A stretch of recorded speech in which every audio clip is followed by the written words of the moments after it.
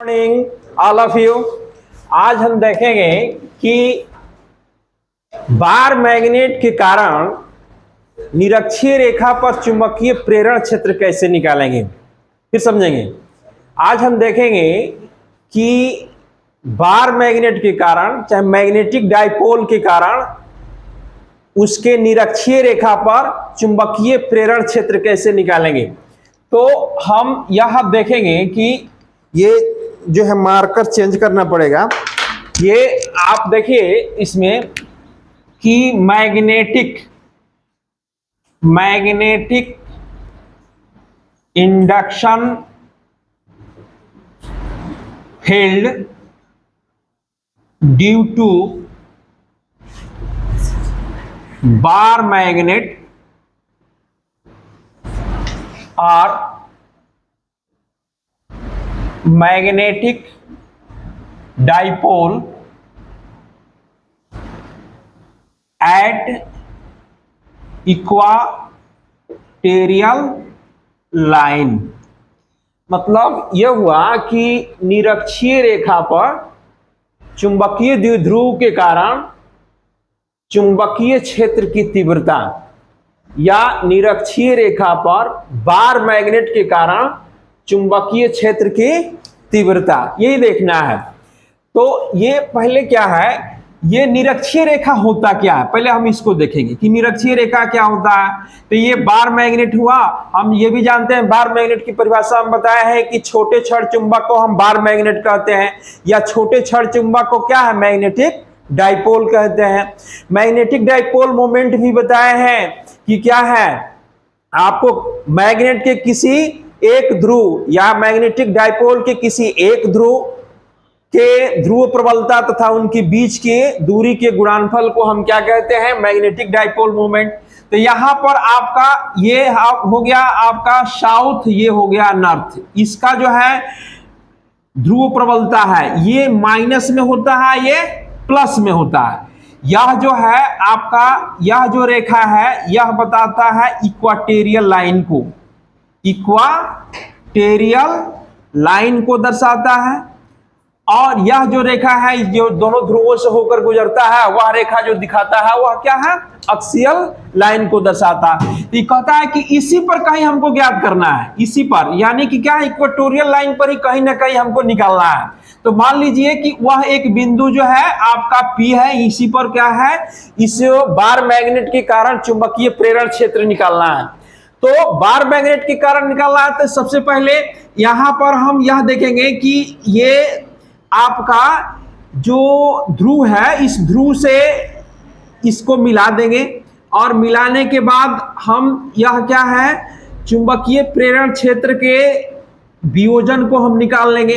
तो यह जो है माइनस ध्रुव के कारण जो तीव्रता हो जाएगा आपका V1 हो जाएगा, प्लस ध्रुव के कारण जो है V2 हो जाएगा। इसका जो वियोजन होगा यह होगा आपका V2 साइन थीटा हो जाएगा। इसका जो वियोजन होगा तब यह जो हो जाएगा आपका V1 साइन थीटा हो जाएगा। यह जो है आपका ये थीटा कोण बनाएगा, यह भी क्या है, थीटा समान होगा। ये जो रेखा है ये अक्षीय रेखा है, अक्षीय रेखा है तो यह क्या है, इसके साथ थीटा कोण बनाता है। ये भी हम जानते हैं कि यदि दो रेखाएं समानांतर हो तो उसके संगत कोण बराबर होते हैं। यहां पर क्या है, यह थीटा बराबर है, इसका मतलब है कि ये समानांतर है अक्ष के, NS जो अक्ष है उसके समानांतर है। तो इसका मतलब है कि यह रेखा एक तिर्यक रेखा ये काट रहा है, तो इसका मतलब ये थीटा बराबर है, यानी कि ये संगत कोण बराबर है। जब भी कोई दो रेखाएं समानांतर हो, जब उसको क्या है, कोई तिर्यक रेखा क्या है, प्रतिच्छेद करती है या काटती है, तो उसके संगत कोण बराबर होते हैं, एकांतर कोण बराबर होते हैं। आप लोग पढ़े भी होंगे, शीर्ष अभिमुख कोण बराबर होते हैं। तो ये जो चीज है, यानी कि इसलिए ये थीटा का मान यहां भी रखा है, इसलिए थीटा का मान यहां भी रखें। अब इसका जो B का वियोजन हुआ है B2 साइन थीटा में, और क्या है, B2 कॉस थीटा में हो जाएगा। फिर अब इसका B1 का वियोजन होगा तो क्या है आपका B1 cos थीटा हो जाएगा आप प्लस B2 cos थीटा। इसका मतलब वियोजन हुआ है एक ही रेखा पर, सदिश राशि एक ही दिशा में, इसलिए ये क्या है ऐड हो जाते हैं, जुड़ जाते हैं। अब यह हम देखेंगे कि यह जो है आपका है B1 और दूसरा है B2। तो यह B2 sin थीटा और B1 sin थीटा, ये जो है न्यूटन के तृतीय गति नियम कहता है कि अगर परिमाण बराबर हो, दिशा एक दूसरे के विपरीत हो, तो न्यूटन के तृतीय गति नियम से क्या होते हैं, निरस्त होते हैं। आप जानते हैं कि बाजार में अगर एक जो है सेलर जो है लेकर आलू और प्याज आया है, अगर आलू बिक जाए तो क्या बचेगा, प्याज बचेगा। इसलिए क्या है, यह यदि क्या है B1 sin थीटा और B2 sin थीटा दोनों बिक गया, तो क्या बचा जी, आपका B cos थीटा और क्या है B2 sin थीटा। यही आपका क्या है, इसके कारण जो है चुंबकीय प्रेरण क्षेत्र होगा। यानी कि चुंबकीय प्रेरण क्षेत्र आपका B = B cos theta plus B2 cos theta होगा। ये दोनों का योग ही इसका B मिलेगा।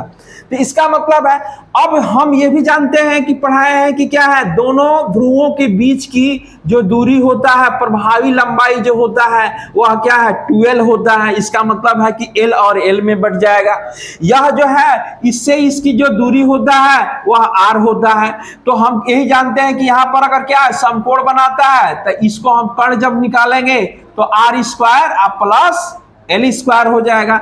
यहां पर उसी प्रकार यहां पर भी निकालेंगे तो क्या √अंडर हो जाएगा R² प्लस L² हो जाएगा। अब एक एक करके हम क्या है निकाल कर और B1 और B2 का मान रख देंगे। माने NS पोल के कारण हम निकालेंगे चुंबकीय प्रेरण क्षेत्र B1, और क्या है आपका क्या है इस यानी कि क्या है N पोल के कारण निकालेंगे क्या है चुंबकीय प्रेरण क्षेत्र B2। दोनों का मान इसमें रख देंगे। इसका मतलब है कि B = हो जाएगा B1 cos theta plus B2 cos theta हो जाएगा। ये समीकरण 1 हो जाएगा। अब यह देखेंगे फॉर S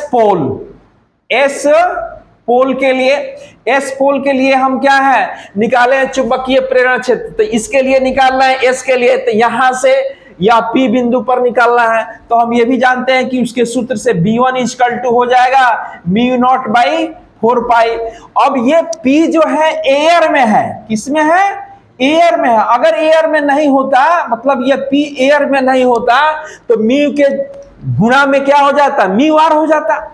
यहां पर क्या हो जाता है, यहां पर क्या है μr हो जाता है, लेकिन ऐसा नहीं है क्योंकि वो एयर में है। तो इसको हम यह लिख सकते हैं कि m बाई इससे इसकी दूरी, यानी कि S से P की दूरी क्या है, तो S से P की जो दूरी है वह क्या है आपका √अंडर जो है R² प्लस L² का होल स्क्वायर हो जाएगा।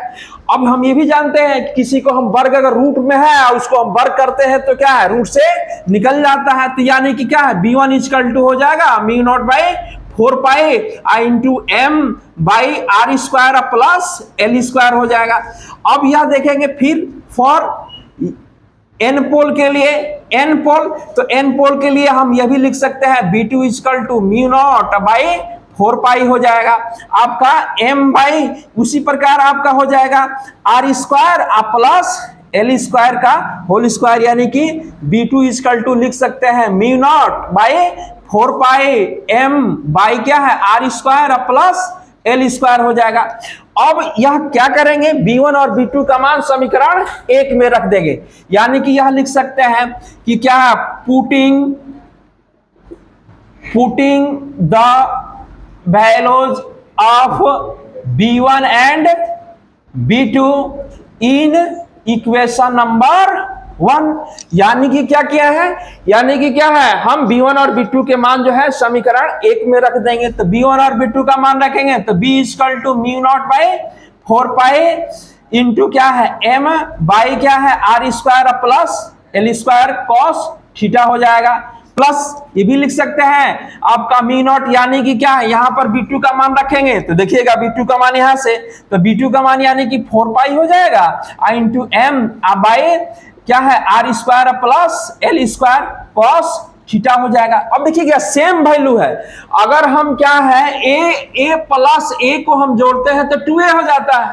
तो किसी को हम क्या हम यह कह सकते हैं कि क्या है हम 2 आगे लिख देंगे या कोई एक वैल्यू को लिख देंगे तो क्या हो जाएगा m/R² plus L² cos theta हो जाएगा।